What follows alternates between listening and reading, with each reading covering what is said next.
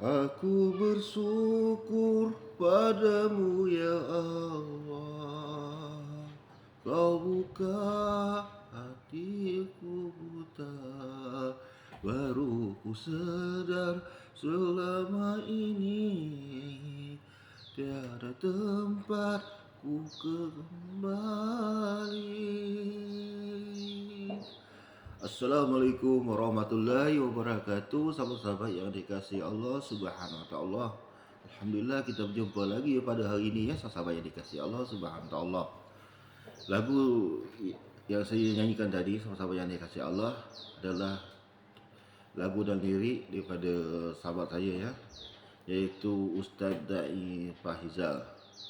Ustaz Dai Fahizal ni yang menciptakan lagu tu lah, yang bertajuk Aku Bersyukur. Sebenarnya lagu tu sahabat-sahabat yang dikasihi Allah Subhanahu taala ya, mengisahkan kisah benar dan kisah yang nyata lah, daripada mualaf, daripada sebelum Islam ya, memeluk Islam menjadi mualaf, dan juga dua kisah sebenarnya, mengisahkan seorang yang lalai leka alpa daripada kegelapan tu menjadi cahaya, maknanya bangkit ya, bangkit daripada kesusahan, bangkit daripada dihina, bangkit daripada dicaci, dimaki hamun kan, dicela kan. Sebab tajuk tu Aku Bersyukur sebenarnya kembali kepada Petra ya, sahabat yang dikasihi Allah SWT. Sebab bait-bait lagu tu ya, sahabat dikasihi Allah, adalah yang indah sebenarnya, kisah yang benar. Itulah tulisan tangan daripada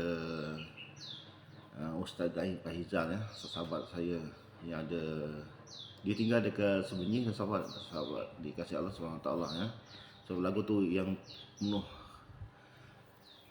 mana-mana yang indah sebenarnya kan. Tu yang paling saya suka lah.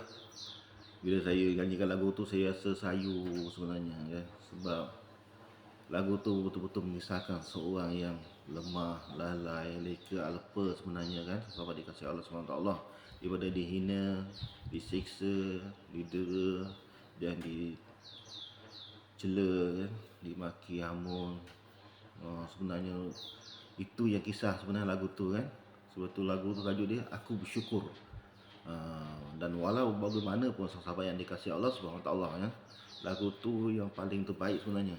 Itulah apa tu, nasyid yang pertama ya, dibawakan di kalangan orang asli yang pertama sebenarnya di Malaysia ni. Kalau puan-puan dan sahabat-sahabat yang dirahmati Allah SWT ya, saudara ya. Sebab itu lagu yang nasyid yang pertama dinyanyikan saya sendirilah kan. Saya bawakan lagu tu kan, yang penuh indah. Saya apabila rakaman lagu tu ya, sahabat dikasihi Allah Subhanahu wa taala ya, saya rasa sayu tu sebenarnya, saya menyentuh hati, menyentuh perasaan. Sebab itu Ustaz Dai Fahizal ya, menyuruhkan saya bawakan lagu tu kan. Dia kata, "Try Ustaz, macam mana? Suara Ustaz macam mana?" Dia kata ke saya lah, saya cubalah. Dia kata alhamdulillah memang apabila rakaman dijalankan, sahabat dikasihi Allah Subhanahu taala, air mata saya mengalir sebenarnya. Air mata saya sebenarnya mengalir, sahabat dikasihi Allah. Sebab lagu tu mengisahkan kisah benar, kisah terjadi pula pada diri saya sebenarnya, antara diri dia dan diri saya kan. Dan betul-betul tepat lagu tu. Sebab tajuk dia Aku Bersyukur. Sahabat dikasihi Allah SWT. Itu sajalah saya nak sampaikan, sahabat dikasihi Allah SWT. Dan sebenarnya banyak lagi topik yang menarik ya, sahabat dikasihi Allah, tentang lagu Aku Bersyukur tu sebenarnya. Itu saja sahabat dikasihi Allah SWT.